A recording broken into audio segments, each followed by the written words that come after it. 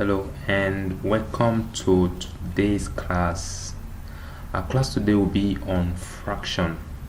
But before we get started, I just want to tell you what leads to fraction.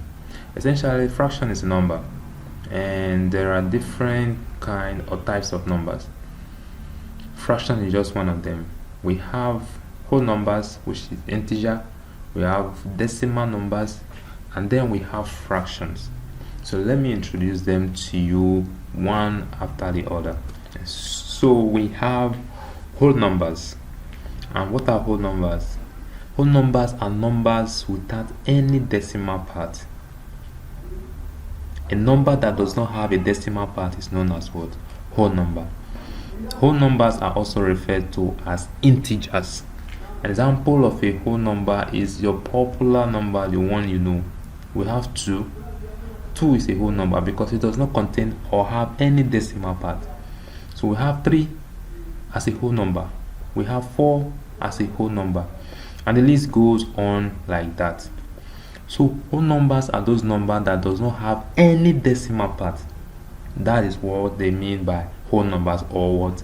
Integers. So next one we're talking about is going to be decimal numbers. So decimal numbers are numbers which have decimal parts. Those numbers that are not whole number, they are known as what? Decimal number. They have decimal part after the decimal point. In computing, they are also known as what? Floating point numbers. An example of a whole number is the one you remember very well, which is 1.2. This is a whole number. 1.334 and continue like that is a what? Is a decimal number. The reason why it is a decimal number is because it has this floating part, this decimal part after the what? This whole number here. It has what? Decimal part. That makes it not to be a what? A whole number. Now this is an example of what? Decimal number. So the third number I want to talk about, which is our main topic of discussion today, is what? The fraction. So let's see what fractions are. Fractions are numbers which cannot be represented as a whole number. Fractions are numbers which cannot be represented as a whole number. Now, if you cannot represent it as a whole number, that means it's either a decimal number or a fraction. Now, the result of dividing a fraction is going to give you a decimal number. So a fraction is not a decimal number, but it is not represented as a whole number. For instance, let's take an example of a fraction. If we have 4 all divided by 3, this is not a decimal number and it is not a whole number. This is a what? A fraction. Now a fraction is a number that cannot be represented as a whole number, and the result of the fraction is what? A decimal number. So if you divide 4 by 3, the result you will have is 1.3333 infinite 3. You continue to have 3.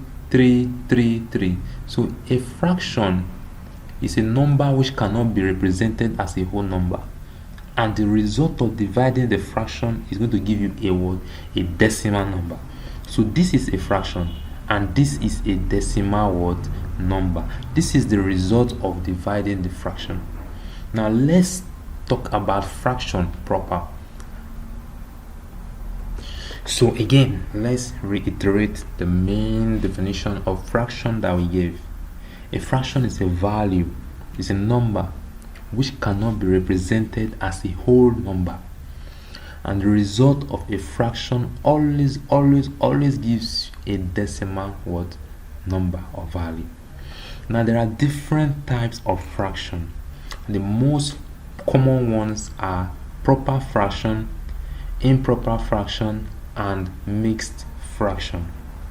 So we're going to start with the very first one there, which is the proper fraction. And from the definition we have there, a proper fraction has its numerator lower than its denominator. So in case you're not familiar, let me just say this.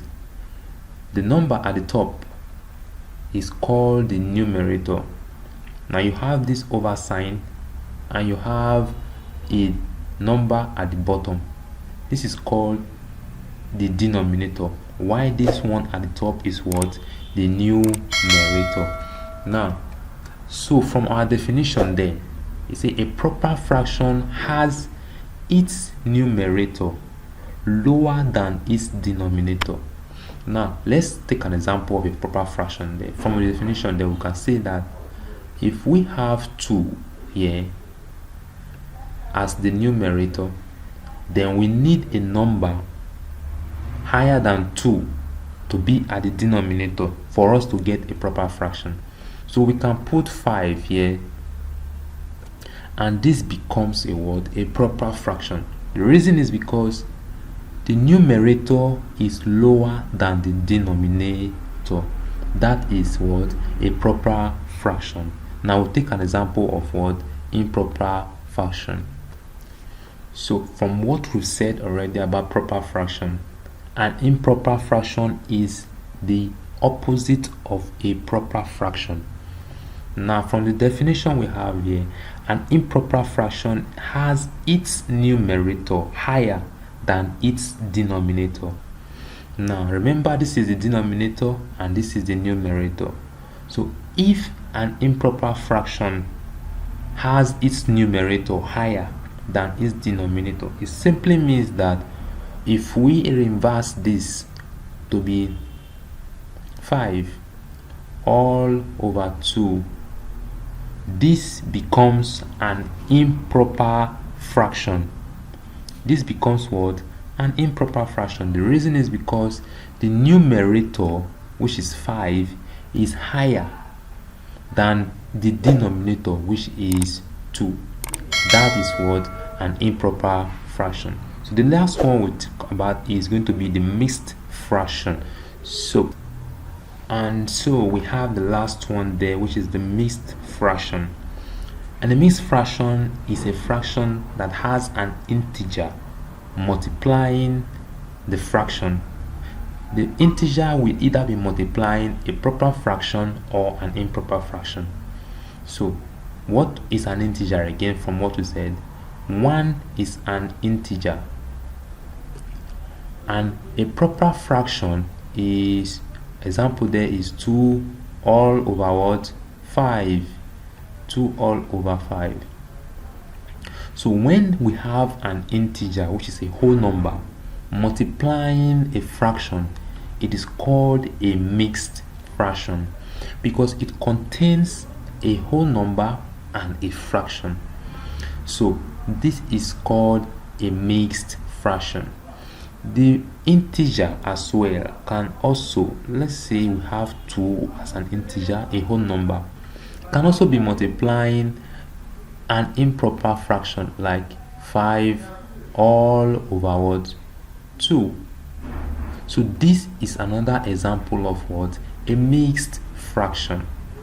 Hopefully this video you understand what a fraction is, what the types of numbers are, the different types of fractions, and the examples.